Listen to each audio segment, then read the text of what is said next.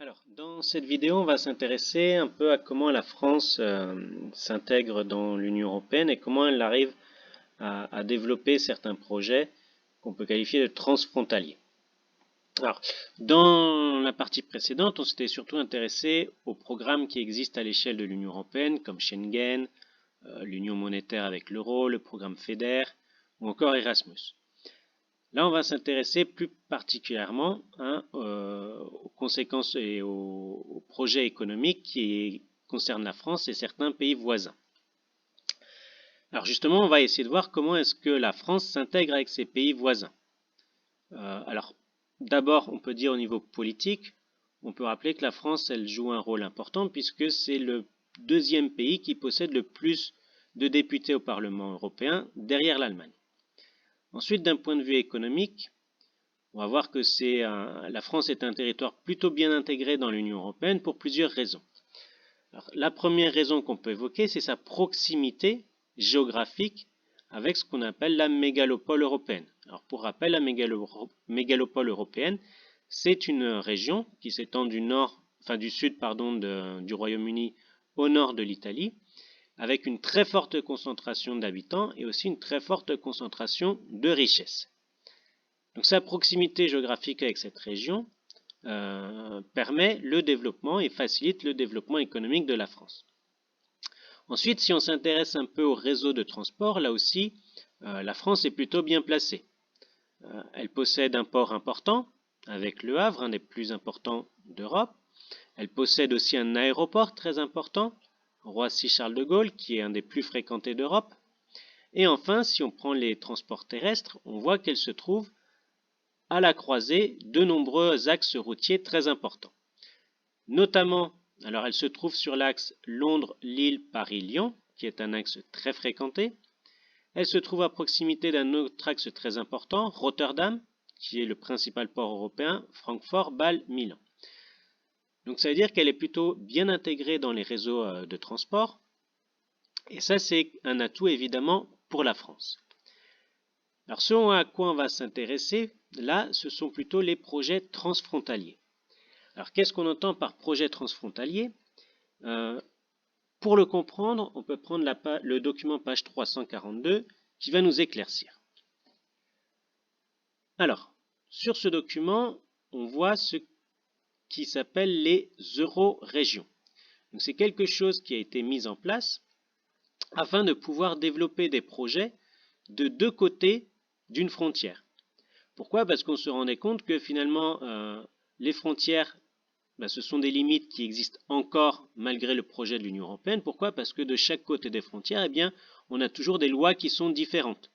On a des lois qui sont votées au niveau européen, qui s'appliquent à tous les pays, mais finalement, ça ne représente qu'une petite partie des législations de chacun des pays. Et donc, en ayant des règles qui sont différentes, ça peut poser un problème. Et souvent, quand on pense en termes de développement, quand les politiciens d'un pays pensent en termes de développement, ils pensent souvent à l'intérieur du pays. Et donc, ils ne pensent pas à se développer au-delà de ces frontières.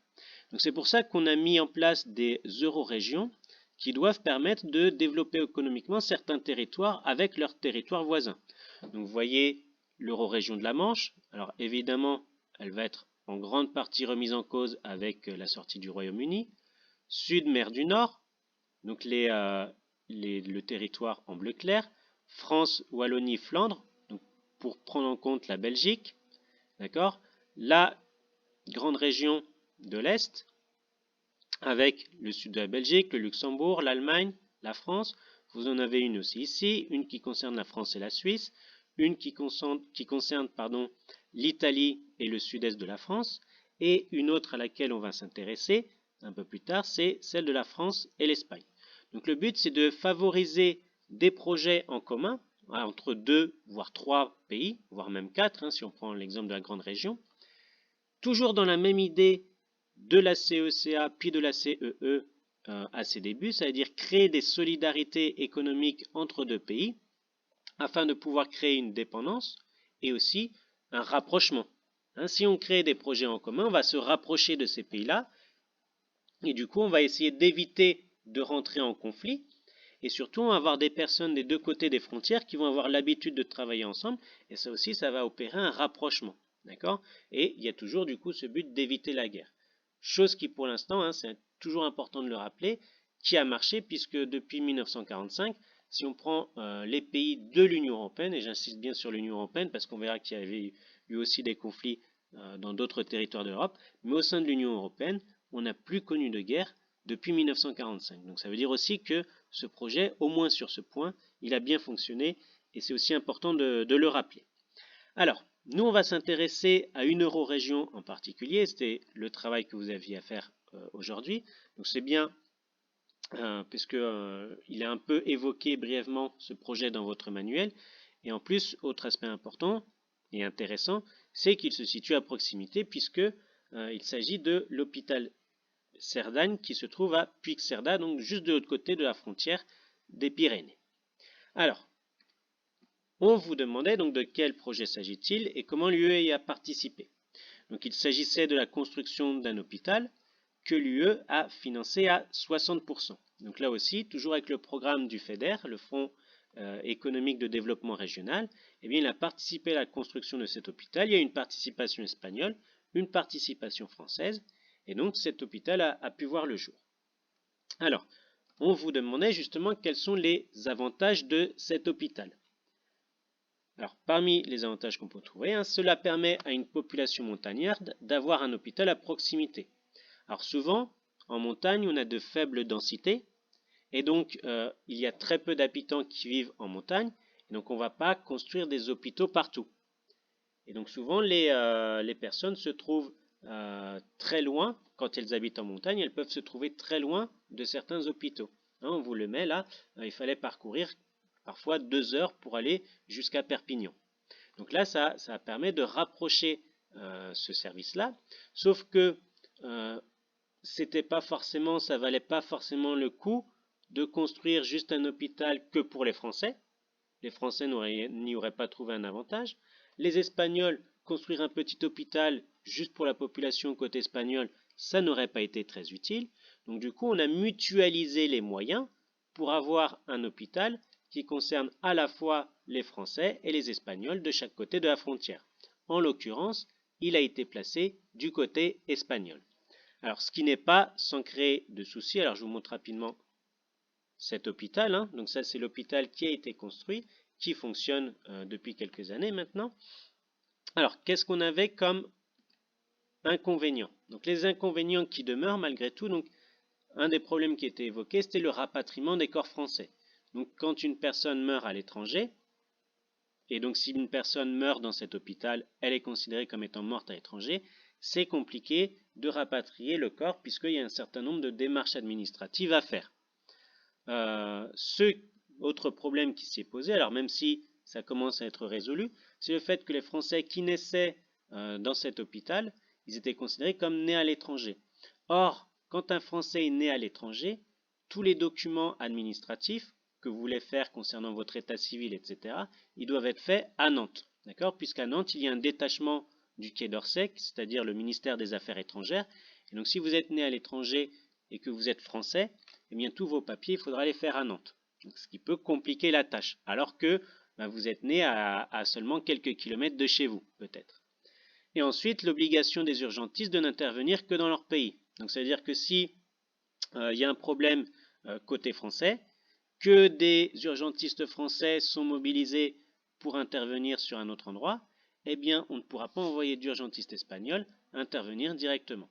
Donc ça, ce sont, on va dire, des petits soucis qui sont liés au fait que même si on est au sein de l'Union européenne, eh bien, on a toujours 2 législations différentes.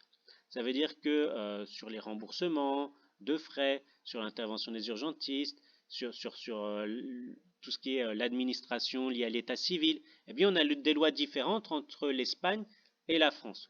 Donc l'idée, c'est de pouvoir adapter sa législation, et ça commence à être fait. Alors c'est un peu lent, hein, c'est parfois le problème, mais en tout cas d'adapter la législation pour ces régions-là qui se situent à la frontière avec un autre pays, et pour faciliter justement certaines démarches entre ces deux pays. Là, on a des démarches qui sont liées au domaine de la santé, mais ça peut être aussi des démarches économiques. C'est-à-dire que les règles économiques en France ne sont pas forcément les mêmes qu'en Espagne. Et donc l'idée c'est d'avoir une législation un peu spécifique à ces territoires qui sont frontaliers. D'accord? Essayer de trouver une législation commune, pas entre les deux pays, mais en tout cas entre les deux régions qui sont incluses dans cette euro-région. Voilà. Donc ça c'est un point très important. Donc ces territoires, c'est important aussi de les désenclaver. Hein, je vous rappelle ce qu'on avait vu, l'enclavement c'est quand un territoire est mal relié à l'extérieur. Et bien souvent les territoires frontaliers, il pouvait y avoir des limites en termes de communication. Donc là le but c'est aussi de développer les communications, développer les échanges de chaque côté de la frontière pour que ça puisse bénéficier aux deux territoires, au territoire côté français et au territoire côté espagnol. D'accord? Ça peut aussi permettre pour certains projets de donner plus de poids. Hein. Et l'Union européenne, justement, elle défend plusieurs projets qui concernent différents pays de l'Union européenne. On va prendre 3 exemples de projets qui sont assez symboliques de cette coopération entre les États. Le premier d'entre eux, et qui concerne notre région directement, c'est Airbus. Hein. Alors Airbus est un projet qui est né dans les années 70 et c'est un projet qui concerne plusieurs pays. D'accord? Par exemple, si on prend la construction des différentes parties d'un avion Airbus, elles se font dans différents pays, qui sont ensuite, toutes ces parties, elles sont rassemblées et assemblées à Blagnac, à Toulouse. Mais la construction, elle se fait dans différents pays. Et Airbus a des centres de recherche un peu partout en Europe. D'accord? Donc ça, c'est un projet qui a été fait à l'échelle européenne, puisque si on avait pris les entreprises simplement nationales, eh bien, on n'aurait jamais pu concurrencer le plus gros constructeur d'avions de voyageurs qui était Boeing. Et donc le fait de mettre ces forces en commun, plutôt que d'essayer de individuellement développer son propre projet d'aviation, l'idée ça a été de mettre nos forces en commun, nos connaissances en commun aussi, pour pouvoir avoir une grosse entreprise qui puisse concurrencer Boeing. Deuxième projet qu'on peut évoquer, c'est le projet Ariane. D'accord? Donc le projet Ariane, c'est aussi un projet européen qui permet de lancer des fusées, et ça je vous rappelle depuis Kourou en Guyane, donc de lancer des satellites et de ne pas être dépendant d'autres pays pour justement lancer ces satellites. Hein, donc le programme Ariane, c'est un des programmes qui lance le plus de satellites, un de ceux qui lancent le plus de satellites au monde. Donc là aussi, s'il y avait eu un projet français, un projet allemand, un projet espagnol, un projet italien, ça n'aurait jamais marché aussi efficacement. Là, au contraire, on met toutes nos forces en commun pour pouvoir concurrencer justement des entreprises de géants économiques comme la Chine ou par exemple les États-Unis. Alors si j'ai parlé d'Ariane, je peux parler d'un dernier projet qui est actuellement en train de se mettre en place, c'est le projet Galileo. Donc Galileo, c'est un peu comme un GPS, sauf que le GPS, ça vient des États-Unis. Donc l'idée, c'est de créer un GPS qui serait européen. Et on lui donne le nom de Galileo, du nom de cet astronome italien de la Renaissance.